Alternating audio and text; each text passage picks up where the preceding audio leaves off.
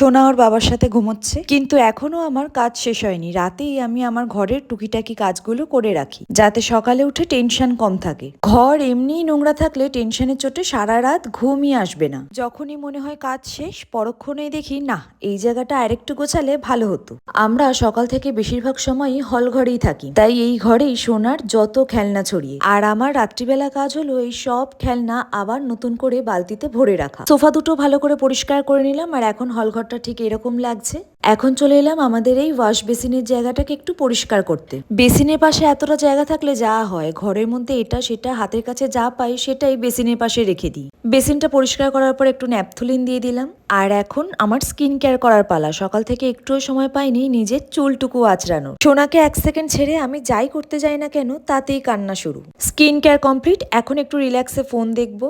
এই সময়টাই থাকে আমার পরের দিনের ভিডিও এডিট করার। আজকে এটুকুই, টাটা।